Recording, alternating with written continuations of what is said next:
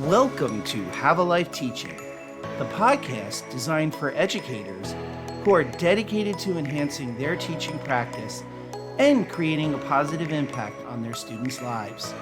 In each episode, we'll dive deep into the world of education, exploring a wide range of topics related to curriculum, instruction, and assessment in K-12 schools. Together, we'll learn from the brightest minds in the education field. So if you're a passionate educator who's ready to take your teaching practice to the next level, join us as we explore the exciting world of education. My name is John Shimbari, signing in and saying, let's have a life teaching.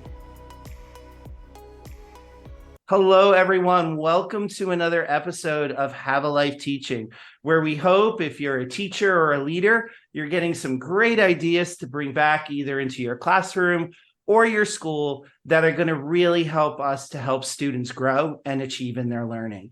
With that in mind, I know that those listeners that are listening into the podcast will identify with, and that is this idea of technology. What do we do with technology? How do we use technology in classrooms? And I could tell you as a consultant that I'll go into schools on a regular basis, and there still isn't a set answer for how to really manage all of our personal devices that we have, how to deal with the reduced attention spans, not only of children, but of adults, given how impactful social media and online digital sources have become.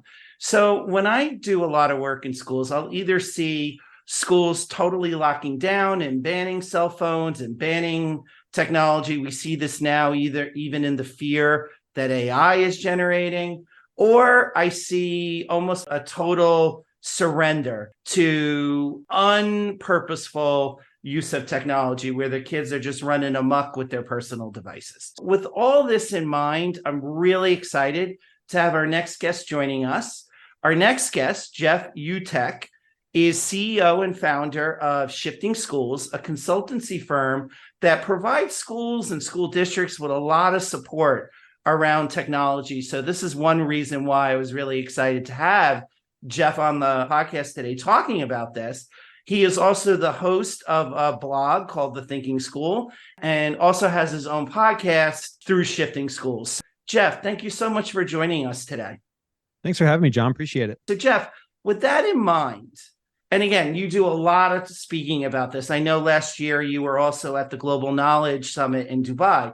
You're speaking not only to a lot of educators in the States about the use of technology and particularly cell phones in the classroom, but you are also speaking internationally on this topic. Could you tell us a little bit how you got involved in education to begin with, and how did the proper use of technology become your area of interest?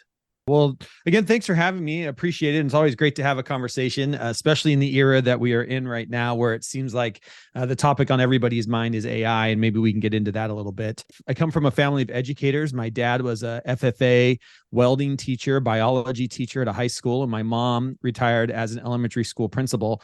We also grew up on a farm with about 15 to 1,700 acres, depending on the year. And like most family farms, you have three boys, but the farm only support one of them. So, we rock, papered, scissored, and the middle boy got the farm. So the other two became teachers. So my younger brother's a band teacher as well, a music teacher down in the city, not far from me here. I was 17, actually, when I decided I wanted to be a teacher. I got to do some pretty incredible things. We won't go into that, where I actually was teaching classes while I was in high school. And that led to some interesting ideas. And I just knew, fourth grade teacher, I always think of myself as a fourth grade teacher. That's my passion. That's my love. But really where it started was my second year of teaching. Here in the state of Washington, the Bill and Melinda Gates Foundation, we're giving away grants. And I applied for a grant my second year of teaching. So I'm all of, 24 years old at the time. And the grant was, because this is what we believed, it's 2001. And we believed, and the Bill and Melinda Gates Foundation believed, that if we had one computer to every 4 students in the classroom, we would change education, right? And some of you might remember this, like that was the thing. We just need one computer to 4 kids. We put the Apple IIes in the back of the room, and we tried to fill up classrooms with computers. And I got this grant, and the grant was fascinating because it gave one computer to every 4 kids. I went to my principal and I said, look, I know we're going to be overloaded in fourth grade. Just give me all the extra kids. I don't split them up between the two fourth grade class. I want all of them. So I ended up with 34 kids, which meant I got 7 computers in the classroom. But it also came with a laptop for the teacher and an LCD projector. And at the time, it was the only LCD projector in our building. Like this, like you just think about, we have LCD projectors everywhere now, but back in the day, I had the first ones. So that's where it really started, is I started thinking about, okay, well, what am I going to do with these computers and kids? And we did some incredible stuff back then. My kids were, in fourth grade, we were doing virtual stock markets and kids were learning to network them together. All the computers were known by their IP addresses. And we were doing some pretty incredible stuff. I still am in touch with some of those students today, and they still talk about some of the activities we were able to do. From there, that really sparked my interest in tech. We went overseas for a while. And while I was in Saudi Arabia, I talked to my principal into rolling out a one-to-one program. Exactly. From there, it just kept snowballing. I started the blog in 2005 when we moved to Shanghai and taught in Shanghai for 3 years, and started rolling out one-to-one programs across Asia in 2005, 2006. Got contacted by other international schools, started consulting. And so was teaching full-time, consulting full-time, started a couple different programs, started a master's degree program while we were down in Bangkok, which is where we went after Shanghai. Got that, took 1,000 teachers through that program. And it kept going. In 2012, my wife and I moved back here to Washington, now live in Seattle. About the same time across America, we were starting to roll out one-to-one programs. And I was like, well, I've already been doing this for 7 years. Let me support you. And so I've been full-time consulting ever since, rolling out one-to-one programs, supporting schools and doing that. And then, of course, talking about cell phones, because that's always a big question mark. And then the pandemic hit, and now we're doing AI stuff. It just keeps going. But I've twice presented the conference in Dubai. That's a UN sponsored conference. So it's a UN development program conference. I've been able to present there. I have also supported in rolling out one-to-one programs in the middle of Africa. There's some interesting things going on in the way the UN is switching their idea around what does it mean to be educated today. All has to do because of devices and wireless internet. That's kind of, it's amazing what's happening on a global scale, not just in our own backyards here in the States. Connected.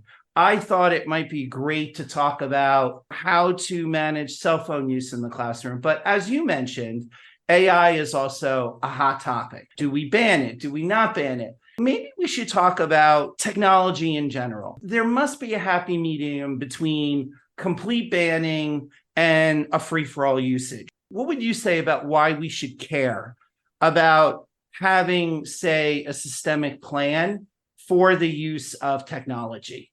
It's a great question. And I think the number one thing that I always lean on, and anybody who's been to any of my trainings has probably heard this way too many times, because it's the lens that I use everything that we do in schools through, which is our goal in education, our job, the reason why we got into being educators is to prepare students for their future, not our past.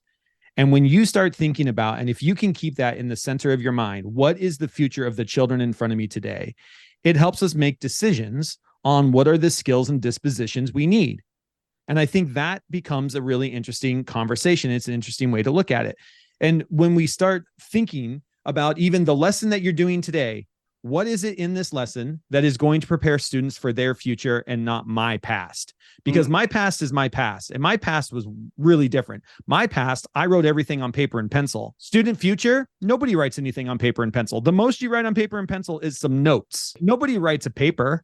And this is one of the problems we're having with AI right now, is we have teachers who are saying, well, the way to get around AI is to make kids to go back to writing on paper and pencil.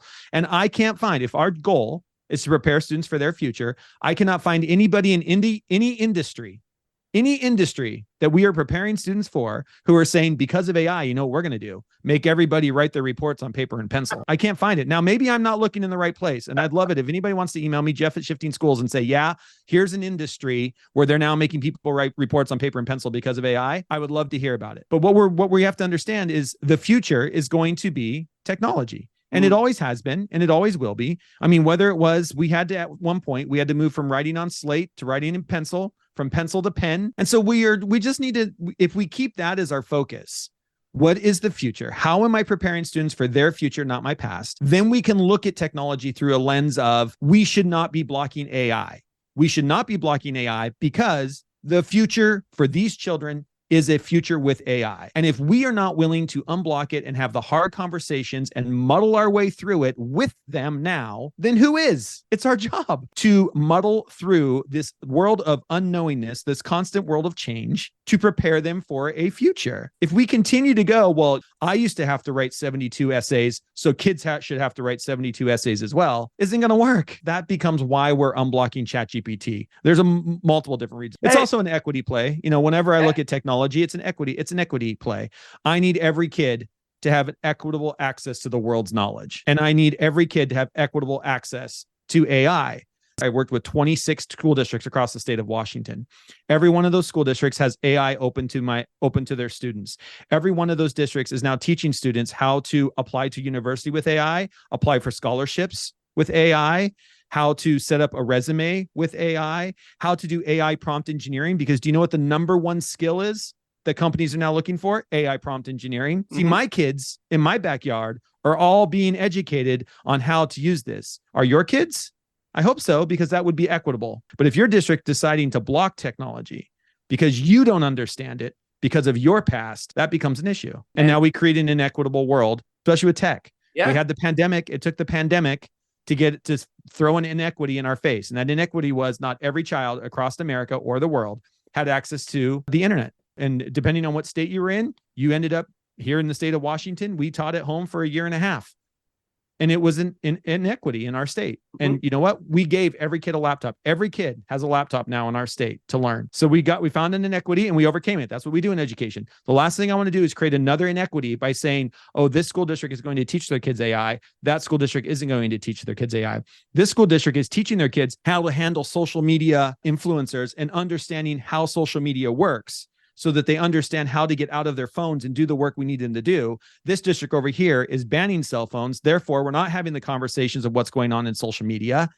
We wonder why kids' depression is at an all-time high. Anxiety is at an all-time high because nobody's having the conversation with the kids. I like the tie-in you make to one of the reasons why our kids might be struggling with mental health issues, as well as just coming off of the pandemic, and how really utilizing technology and understanding technology can hopefully mitigate the negative effects of social media. But also, too, to your point about AI and it really preparing students for the future, whether it's AI, whether it's cell phone usage, I think the common trend there, or the commonality there, is definitely how do we really help students understand these technologies? Because they are going to be a part of their lives moving forward.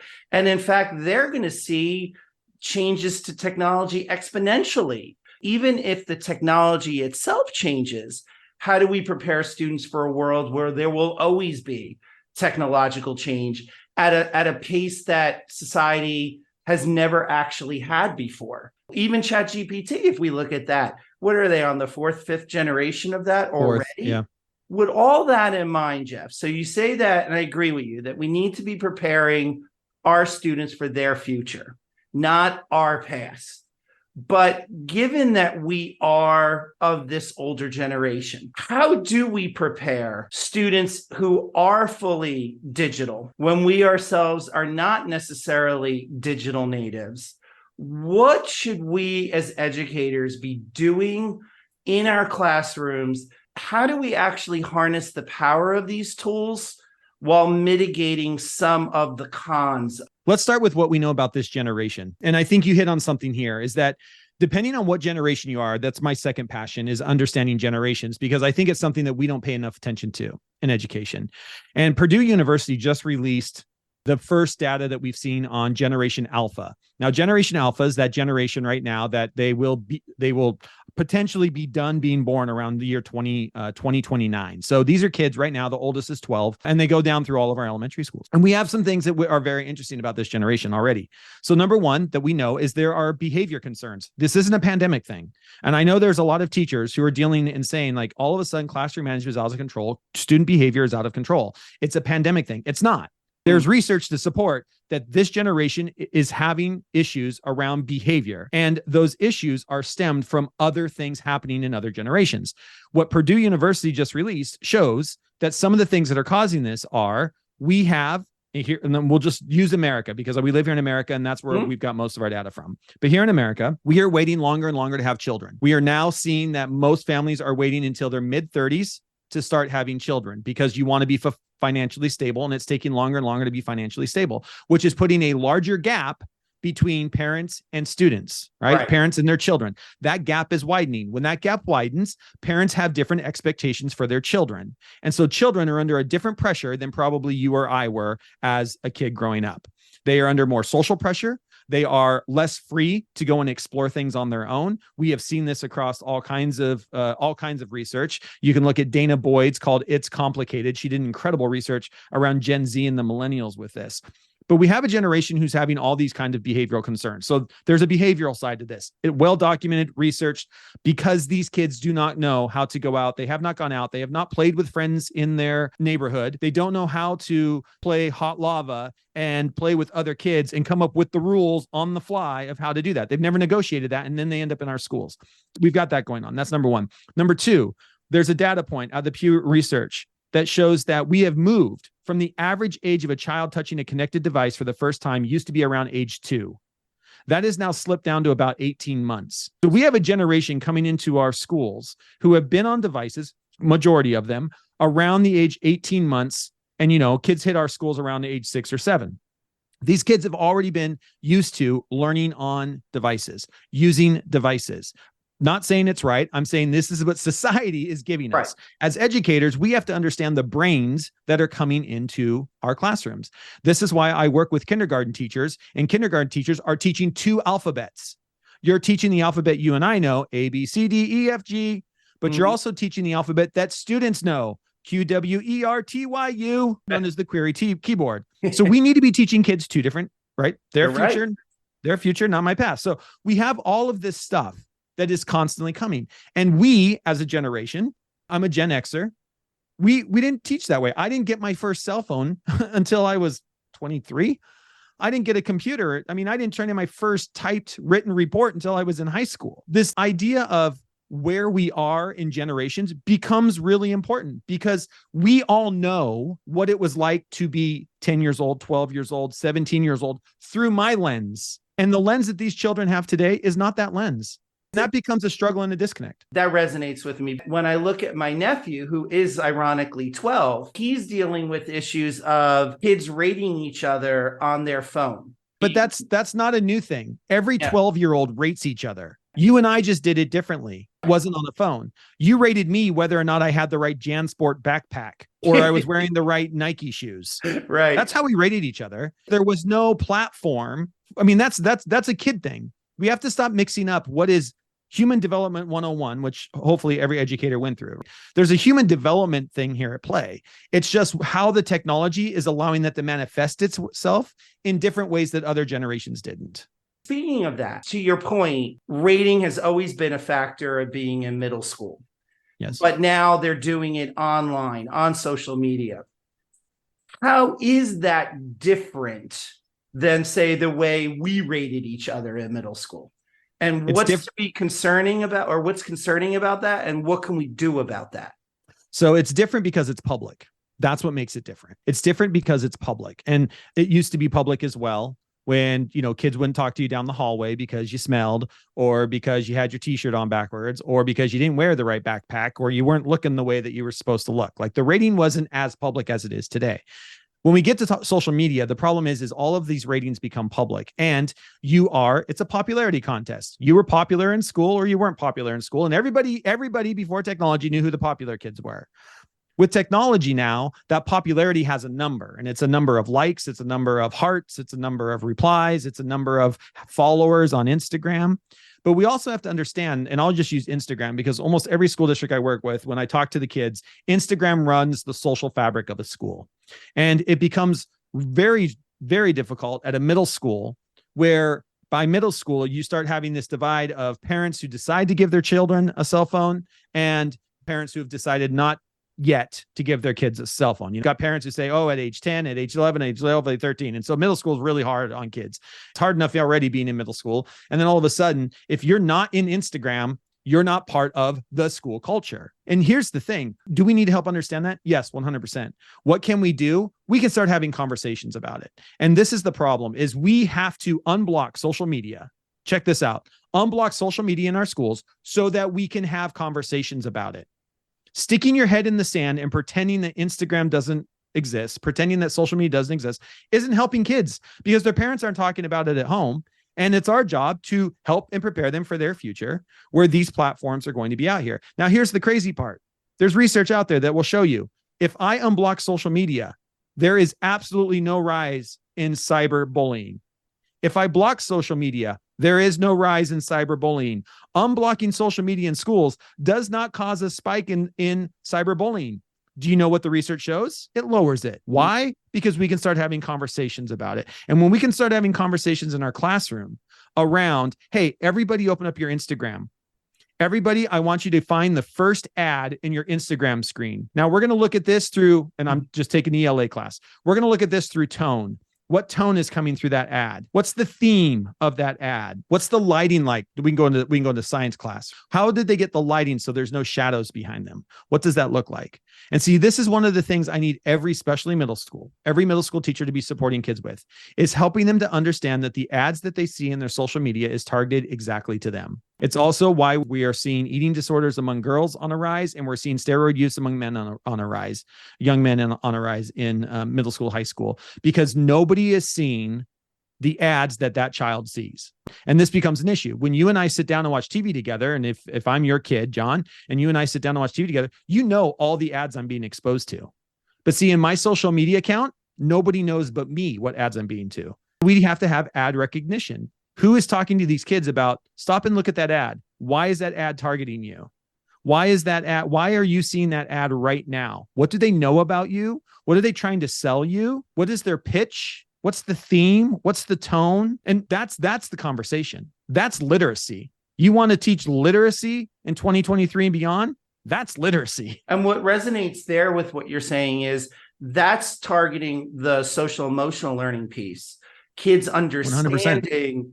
Life skills in terms of what they're seeing, what they're being exposed to, how they interpret that, analyze that. But that's also there's an academic piece to that too, especially if you are talking about the tone of the ad and the purpose and the evidence citing a claim. So to your point about not banning technology and social media, but then having those conversations, I could definitely see that connection between helping kids process socially and emotionally what they're being exposed to in a way, like you said, we were not exposed to, but also then using it as an academic learning moment as well.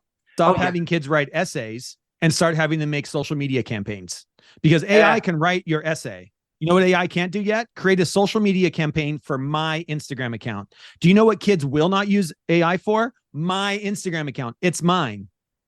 But instead of doing an essay, then let's have kids create a social media campaign around stressors of a 7th grader, homework help tips for 9th graders. And we could set up a class Instagram account. They don't even have to put it on their personal one if they don't want to.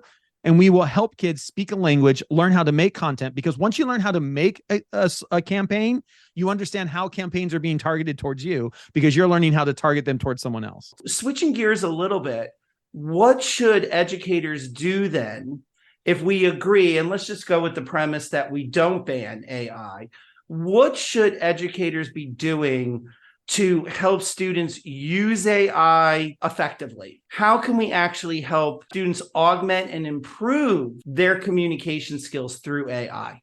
So this is the work we're doing over at Shifting Schools. And if you go over to shiftingschools.com, up at the top, it'll say free guides. We've got a bunch of free PDFs to get teachers started. Or you can join us over at our network, camp.shiftingschools.com, where we're having all kinds of, there's over 100 educators there already who are just wrestling with these same questions. But I think the first thing that we do with teachers and with students is understand AI is a thought partner. And that's the words that we use. It's a thought partner. And we've taken kids through this. You can even have kids. One of the things, middle school, high school, I might have it do is I will give it a prompt. If I'm a teacher, I'll give it the essay prompt and ask ChatGPT to write a 5-paragraph essay on whatever the topic is. print it off and have the students take what ChatGPT wrote and actually look at the rubric that the kids are going to be scored on. The majority of the time, it writes it at about a C level. That's about as good as it gets. Now, at middle school, maybe a little bit higher. By high school, a C level. By university, don't even try, right? There's no way you can copy and paste this over.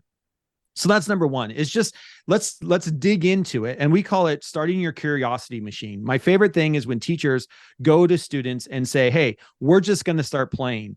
Open up ChatGPT, open up an AI, and just see what it can do. Don't be afraid of it. See what it can do. See what it can create, what it can't create, where are its limitations. Because once we know where the limitations are, then we know how far we can trust it. The second thing is to have kids look at the bias and how it can just make stuff up. They call them hallucinations. I call it lying. Kids understand lying more than they understand hallucinations. But I like to show kids that there is bias in its results. The easiest way, if anybody's doing this, the easiest way to get it to show its bias is to ask for a list. And when you ask for a list, it starts to make assumptions about things. So the easiest way, the one that I do with teachers, is I will say, give me a list of 5 must-read books for a high school teacher. And what happens is it'll give you a list and you can look at it through a critical lens. The first thing we look at is, what is the ethnicity of all the authors? How many male authors to female authors do you get? Look at the titles of the books it represents.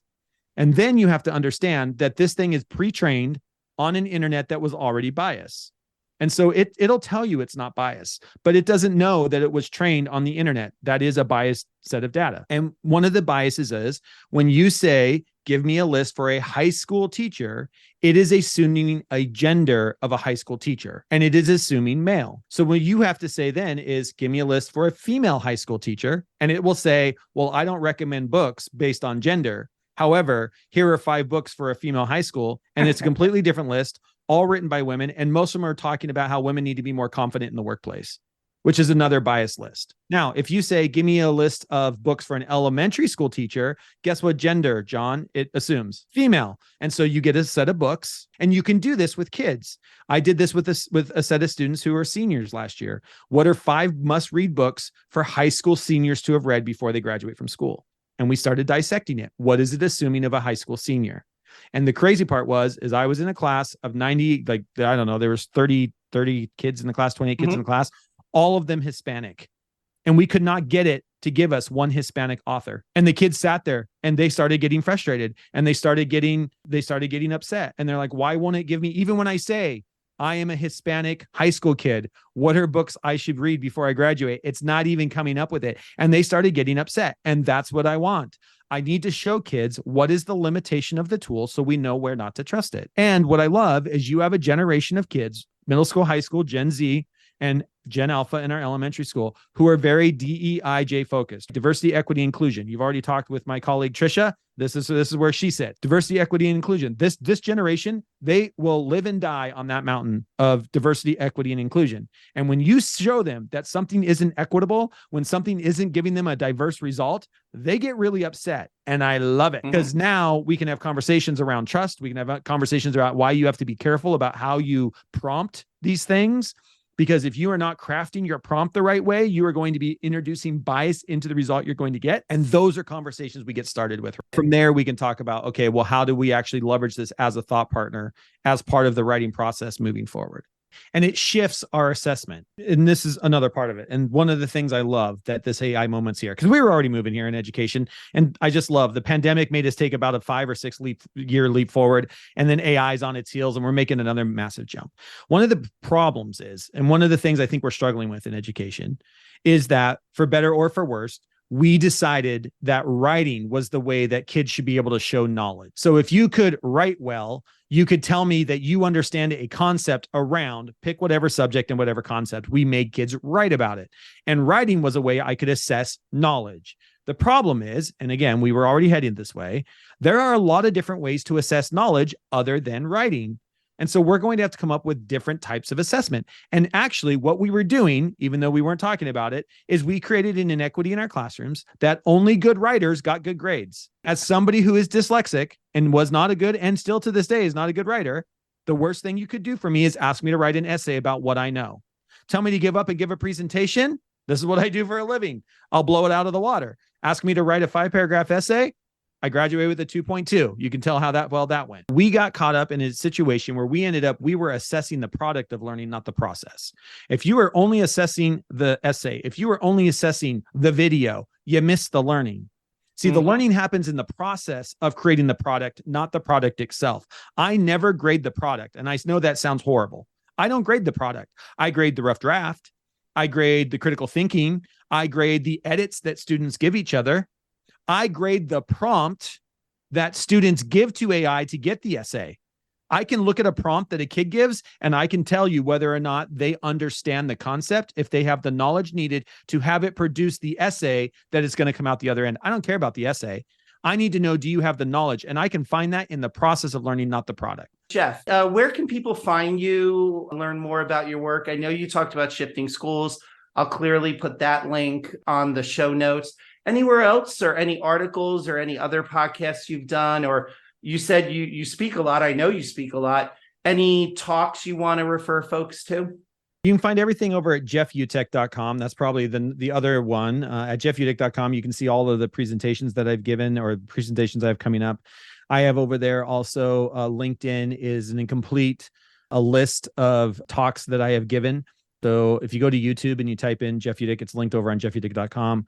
You will find a playlist of all the talks, including one of the talks that I gave during the pandemic to the UN-sponsored conference, talking about Wikipedia, actually, on how that is the one website I think every kid everywhere in the world needs to know how to use. So that's probably at jeffutecht.com, shiftingschools.com. You can find our podcast, Shifting Schools, anywhere that podcasts are downloaded. We do a bunch of mini series. Right now, we're in a mini series on SEL. We just got done doing a mini series on esports in education. That's what I do with my co-host Trisha Friedman, who you already had on the podcast as well. So those are probably the two places: jeffutecht.com, shiftingschools.com. Of course, you can find everywhere on social media and anywhere else. But those are probably the two websites to go to and learn. And the Shifting Schools website's got so many resources. I really highly recommend headed over there. The newsletter that Trisha puts out every week comes with a free resource that is we call them ready to roll resources. You can take them and plop them right down into your school. A lot of them are SEL focused because that's Trisha's big focus. And a lot of them are around SEL and digital and media literacy because that's my focus. And so the two of us work together on creating resources. So shiftingschools.com and Shifting Schools podcast, anywhere you can find your podcasts are two great ways to connect with us. Thank you so much, Jeff, for your time today. This was very informative. Thank you. Thanks, John. Thank you for listening today. I hope you got some great tips that you can bring back into your teaching. Remember, have a life teaching without sacrificing your own. Also, don't forget to subscribe and be well.